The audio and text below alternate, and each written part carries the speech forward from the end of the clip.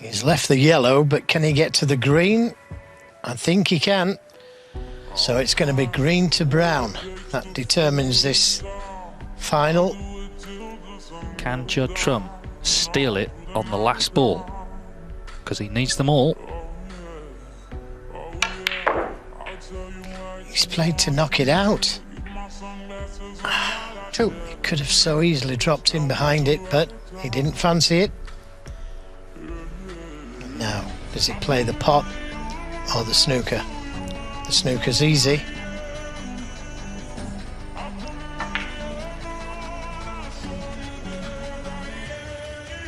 For Trump, 2.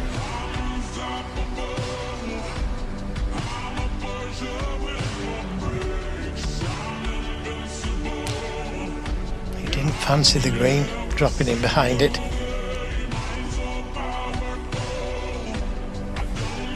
And you can't blame him at this stage of the match.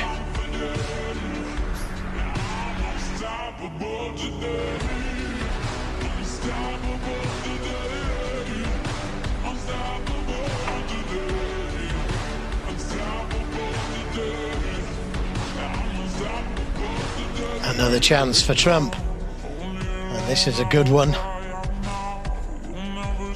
Hope he doesn't play it right-handed.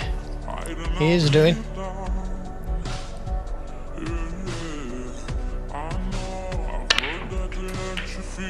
Three.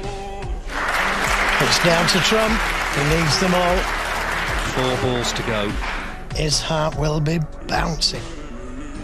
I don't know what he must be thinking. 7. Xander hit it by a long way. You just knew it couldn't be straightforward. Is the hope for Robertson yet? Can you believe we've come down to blue, pink and black? 8 minutes to 1 in the morning. I don't know if he can hold this, dropping it in. They have to play in and out of balk. He could take it to the corner, a lot more difficult.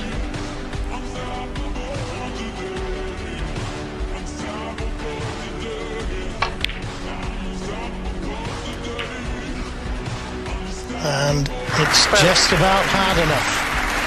Great shot that on the blue.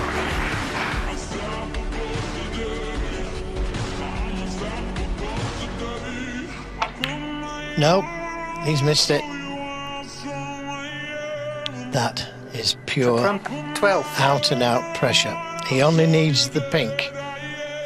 Neil Robertson. Well, he had it in his hands there, but you could see the pressure he was under. It's inevitable after such a match, such a long match, such a battle. They've both thrown absolutely everything at it.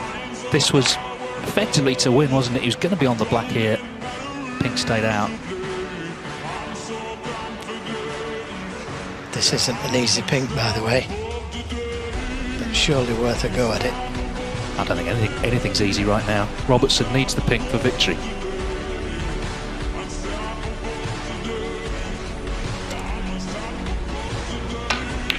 And it's there. 6. Very much. Well, what a finish, what a match, what a battle between these two. Maybe not the final we were expecting.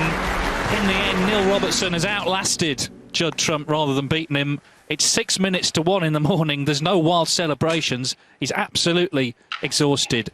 But for the third time, Neil Robertson is UK champion. He's beaten Judd Trump 10-9.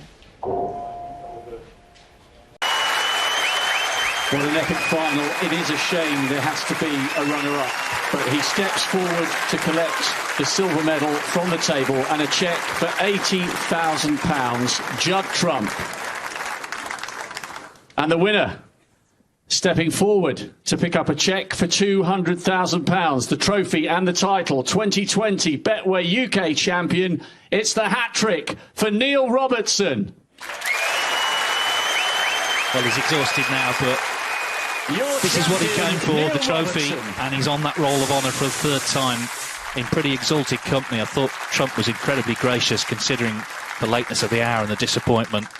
So Neil Robertson then wins another ranking title. It's his 19th. Judd Trump, understandably, looking for the exit door, leaving the moment to Neil Robertson. Yeah, 2013, 2015, and finally in 2020 he's got the job done. It took a long, long time. We'll remember this final for a long, long time. But congratulations to Neil. He's the champion. Hello, everybody. Welcome to Eurosport and day one of the Scottish Open. 9 hours until that tournament starts here on Eurosport. It is 1 minute past 1 on Monday morning, and the most successful non-British player of all time has added a UK championship to his trophy cabinet. Judd, if I can start with you, these are always the hardest interviews, and if you could just pick your mic up for me, I'd be very kind. Thank you very much indeed. Thank you. Can you put into words, Judd, what you two have just been through? It was an epic battle, really, and yeah, it's tough to take. I just bottled it in the end. Simple as that. I had an easy brown to screw back. I tried to stun it just because I was under pressure and ended up messing up. When you said bottled it, what do you mean? You just like nerves got you at the end? Yeah, just the pressure got to me, and I would never have missed from there normally, but just the pressure, the whole length of the game, like just what had happened before. It was such a slog that I was probably trying too hard. Same with Neil, and yeah, it obviously would have made for good viewing, but yeah, obviously for me it's devastating, really. Absolutely, and these are always the toughest interviews that we ever do at these snooker matches as well. But there are many people still up. They've stayed up watching this monumental battle this evening. Anything you want to say about your opponent tonight? Yeah, he's an amazing player. He thoroughly deserved his win.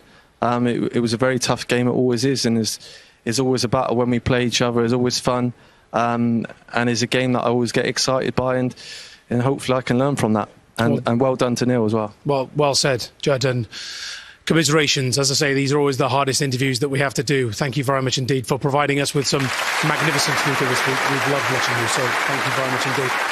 And Neil, if you could be so kind to pick up that microphone to your left. I have to stay here because of the restrictions, obviously, but again, can you put into words what you two guys have been through tonight? Just unbelievable what Judd has just said there after that game, and you know, I would have been just as gracious if I were to be defeated as well. And I mean, the green left right-handed just played it perfect, and maybe if he just screws back a bit further, he's absolutely perfect on the brown. And there was like a lot of good stuff, and to use a quote Mark Williams used, it almost got so bad it was so good at one stage because, you know, we're both trying so hard, and you know, we don't want frames to go that length. We like to win frames in one visit with big breaks, but when there's so much on the line, and maybe the fact I'd lost my previous 2 finals, maybe I started trying just a little bit too hard and maybe brought Judd down a bit. But we're both gladiators out there, even without a crowd. We're still just trying so hard to win. A really good friend of mine who had so much of an impact on my career when I was younger.